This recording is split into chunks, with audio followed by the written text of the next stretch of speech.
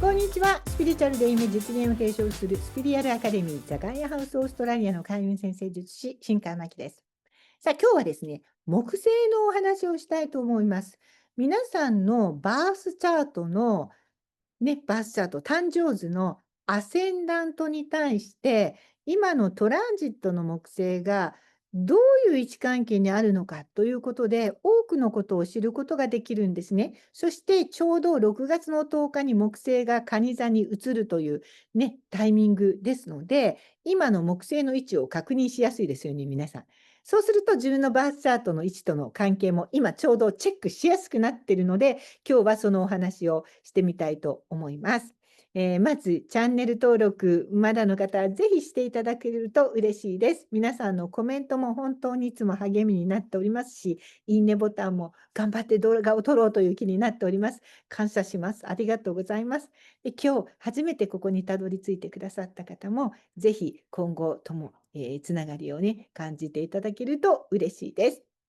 さて、それでは木星のお話なんですけれども、個人の成長と自己表現の新たな12年のサイクル、これは皆さんのバースチャートのアセンダントの位置に木星がちょうど重なった瞬間に始まります。ですから、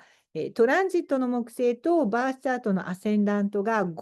コンジャンクションしている時期、ここは何かを始めること。そうすると、それが想像以上に大きな拡大と影響力を持つ可能性があるということを覚えておかれるといいと思います。心に浮かぶビジョンとか直感に耳を傾けて、将来への展開への重要な手がかり、これが得られる時期でもあります。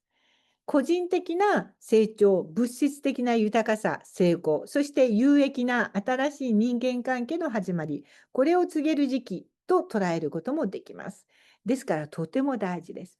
何かちょっとコンフォートゾーンを出て新たな経験をより自由に探求して楽しむことができる時期なんです。例えば住む国を移動してみるとか、遠く離れた国に一人旅に出かけてみるとか、異文化とか新しい世界の探求に自由に時間を使ってもいいことが起こる時期ですね。で、この時期は新しい経験を通じて自分の視野も広がっていくし、自分を向上させたいという願望が内側から高まっていくんです。そして新しいアイデアとか可能性に対する扉を開けたくなるんです。これ開けたくなっている人は、このあなたではなくて、だからこのあなたはちょっとまだそんな勇気がないと言ってても、開けたくなっている人はこの内側にいる、いつも言ってるこれがもう一人のあなたの形。内側にいる、ソウルの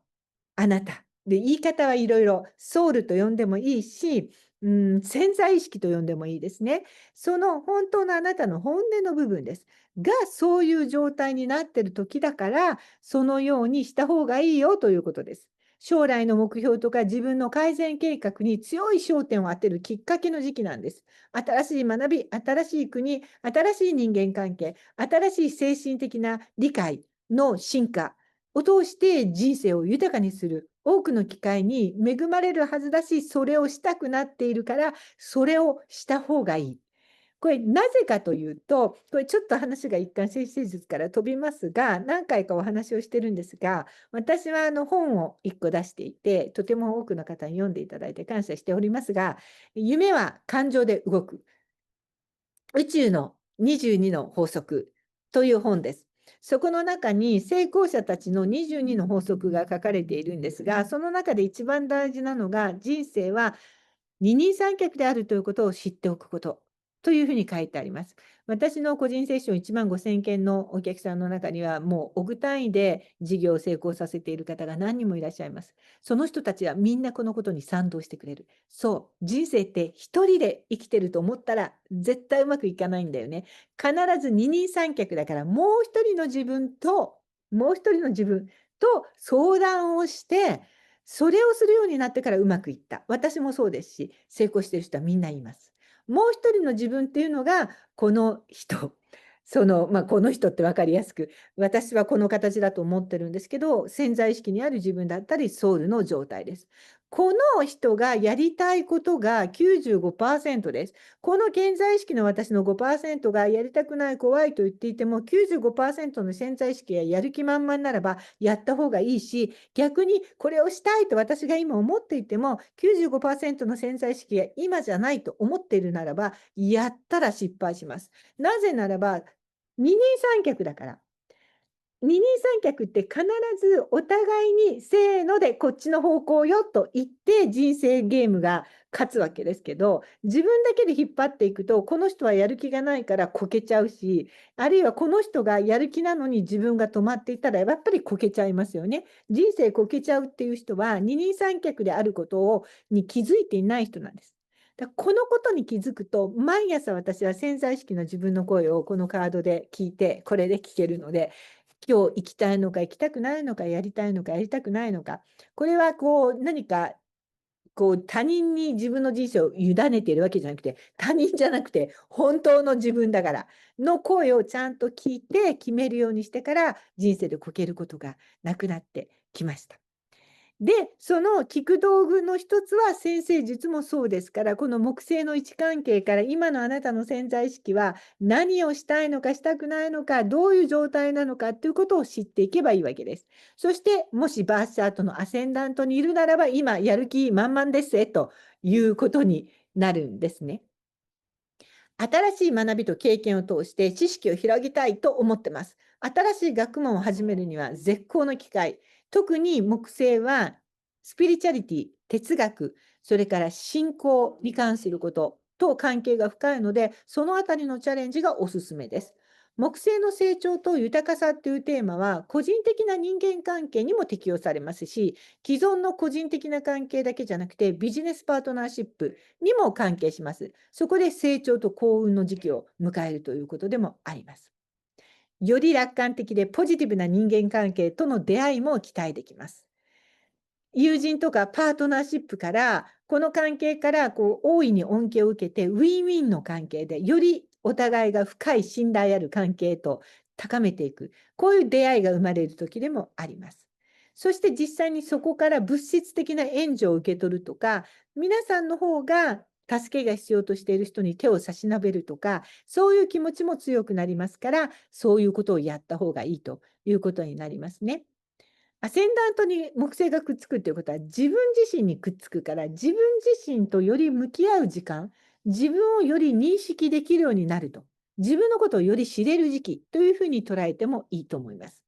それによって内面の成長も助けられますし、自分の本音がわかるから、自分の本音に心に安らぎを与えてくれる人々とのつながりっていうのも深くなっていくし、そういう心地よい人たちに囲まれることで、今まで解決されていなかった問題とか葛藤っていうのも和らげられていくと思います。で、もし皆さんが今誰かと問題を抱えているならば、木星がアセンダントにかかる時っていうのはチャンスですね。物事を円滑にしたり、問題を解決したりする、和らげたりするエネルギーが強くなっているので、木星の恩恵を受けて、ちょっと改善するべく動いてみるといいと思います。皆さんの気持ちを正直に表現してみたり、心から助けを差し伸べてくれる人にちょっと頼ってみたり、必ず助けが現れるというアスペクトです。で、内側の自分はもう今すごく成長したいと思ってるわけです。木星がアセンダントにいると。なのに何もしないっていうのはとてももったいないですね。自己表現とか物事を何でもいいからとにかく始める。これにはすごく大きな影響を与えてくれると思います。で、アセンダントは肉体ともつながっているので、肉体的なエネルギーと活力が増大してきて、アセン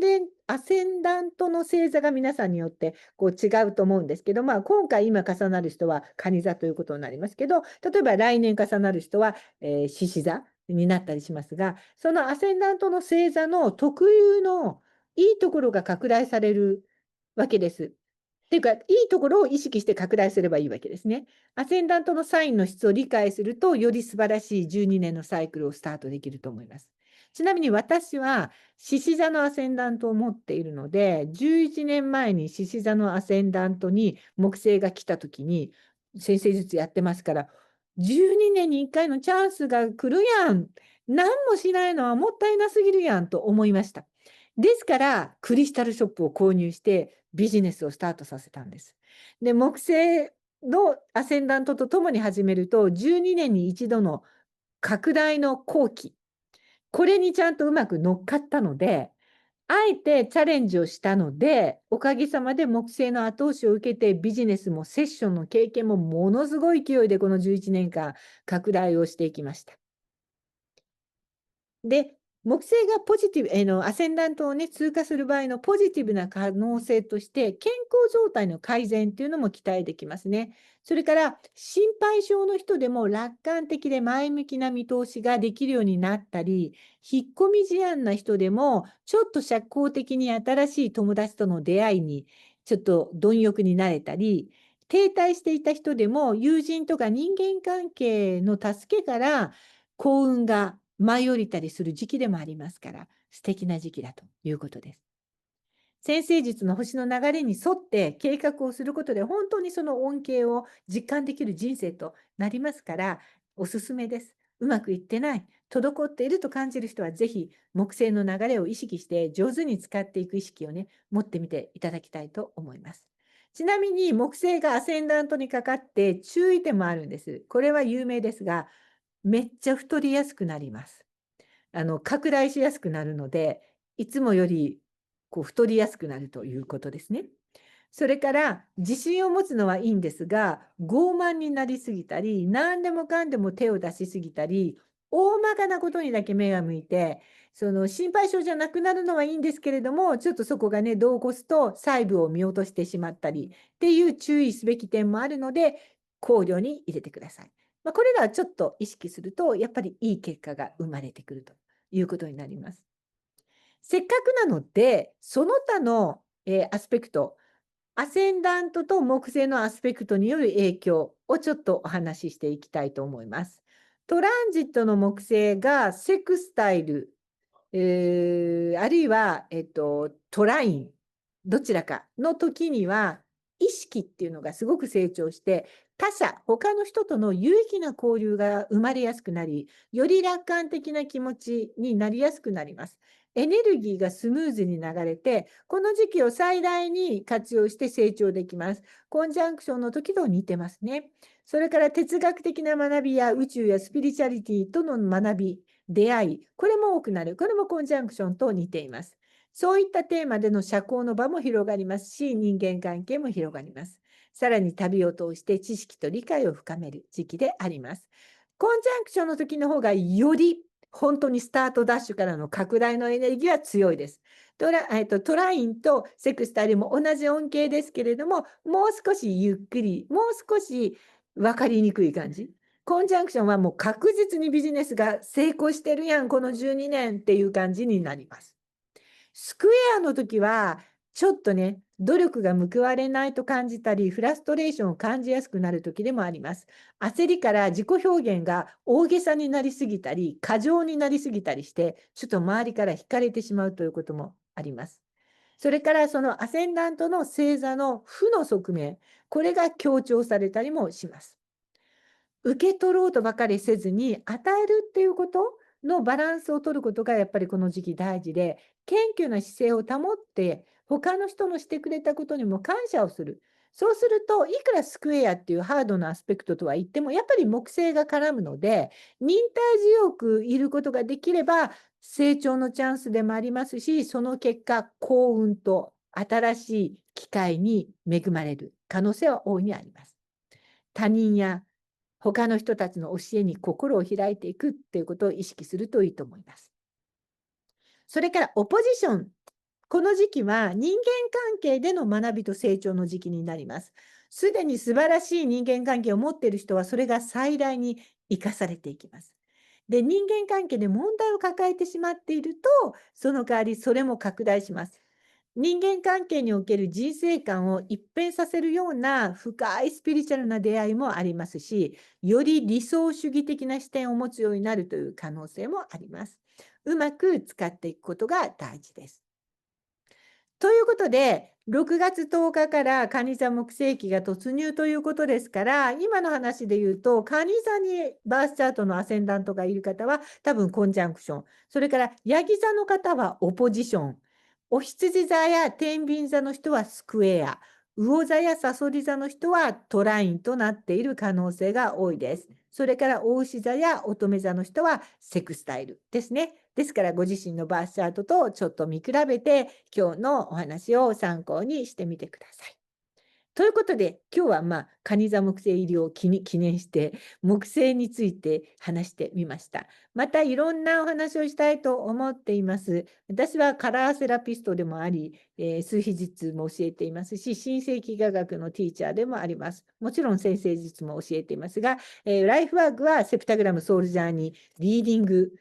これを世の中に広げていくことと、セプタグラムソウルジャーニーコーチングという脳科学と心理学を駆使して、作った独自の登録商標もされている、セプタグラムソウルジャーニーコーチング講座という願望実現メソッド。ね、これでたくさん願望を実現する人を輩出しておりますし、マニフェステーション術。これも私が、生涯かけて皆さんにお届けしているものの一つでもあります。こういうサービスにも興味がある方は、ぜひですね、